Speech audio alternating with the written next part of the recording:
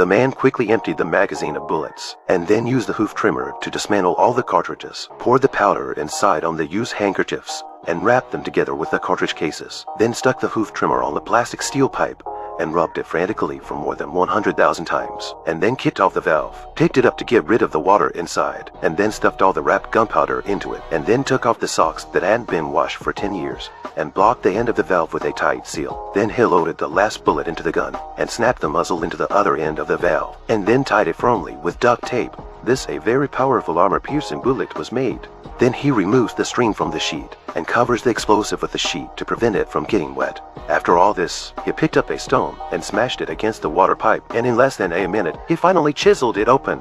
Mineral water for free gushed out. Then he put the armor-piercing bullet on his shoulder until the water flowed past his waist. The man then calmly plugged his ears with cotton. The water level was about to reach the mouth of the well when a group of thugs suddenly broke into the house. Hearing the commotion, the man hurriedly split his razor in two and prepared to fight with them. He fixed the armor-piercing bullets on the wall and then dragged the rope to the bottom of the water. Soon the gunmen arrived. Seeing that the time was right, the men gave a quick tug. The violent explosion sent the gunmen flying several hundred meters. Taking advantage of this gap, John rushed out of the well and killed the gunman with his hoof trimmer. He thought that he had won the battle, but Jack suddenly appeared and attacked him from behind, and even sprayed him with mace. When he successfully controlled him, he was thrilled, but then John calmly took out a grenade ring. A grenade fell down. Scared to death, Jack ran for his life. John also jumped out the window to escape, but as soon as he came down, he was caught by the police on the spot. At that moment, a group of desperados suddenly appeared and shot at John's direction wildly. All the policemen around him were killed. John hid behind a chair, but the gangsters didn't want to stop. They were armed and attacked the crowd indiscriminately, preferring to kill 1,000 people rather than John,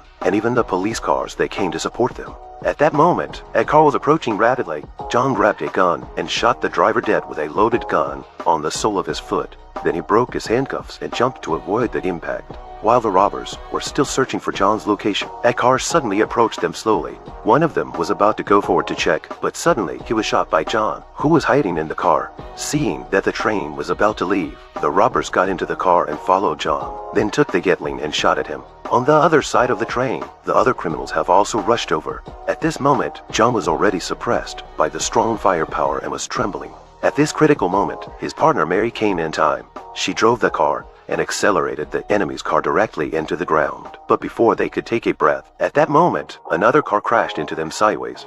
The criminals in the car quickly rushed into the car and then started to fight with John. At the same time, the car that had been knocked out of the car once again chased after them, shooting wildly at the back of their car. They were about to be wiped out, but John was brave enough to throw them out of the car. Then he signaled Mary to speed up. When the enemy behind the car caught up with him, John shot the driver. The car instantly lost control and flipped over, but the danger is still not over. As John tried to jump out of the car in front of him quickly opened its steel door, and a heavy mortar was aimed at him. John climbed onto the roof of the car, but they didn't give him a chance to catch his breath.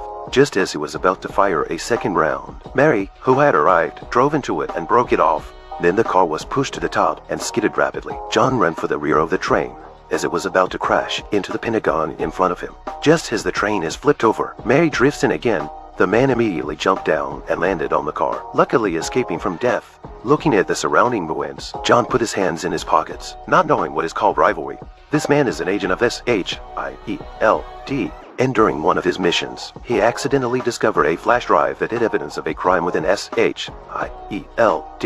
This immediately made the organization's top management smell danger, so they sent Jack, their top assassin, to hunt John down.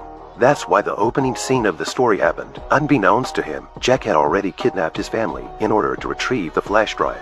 When John got the news, he brought Mary to the base. First, they surrendered in disguise and killed the guards outside the base. Then they split into two groups to start the rescue. Mary took out a missile and destroyed the patrol plane.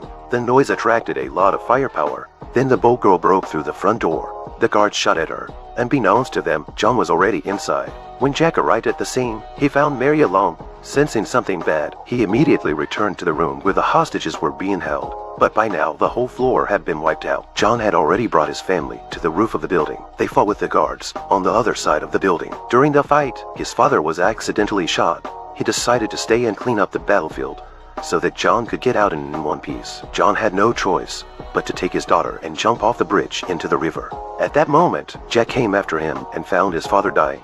I didn't expect him to pull the grenade and die with Jack. When John climbed to the shore, Jack, who had just survived, rushed over to him while they were fighting each other. Luckily, his daughter shot Jack with a flare gun in time. John also took the opportunity to turn over and escaped into the water, but the treacherous Jack caught his daughter and led John to the square. Jack released his daughter and decided to fight with him in a man-to-man match in order to decide the winner. But Jack's punches did him no harm at all. Without a weapon, he pulled out a knife and attacked John. Unexpectedly, his opponent's body was so strong that he was able to control them with his backhand. Jack was about to admit defeat when he suddenly felt a stabbing pain in his chest. When they looked up, it was their superior who killed him. Then they took John's girl hostage and forced him to hand over the flash drive, promising that he would withdraw the order to kill him.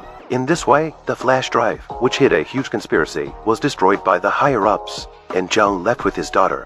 This is the 2022 American action movie The Gray Man. A man is hunted down by the organization just because he got a flash drive with evidence of the organization's crimes. The man uses his intelligence to make an improvised high-explosive bomb to kill the criminals and escape from the siege, but then he meets the criminals to intercept him.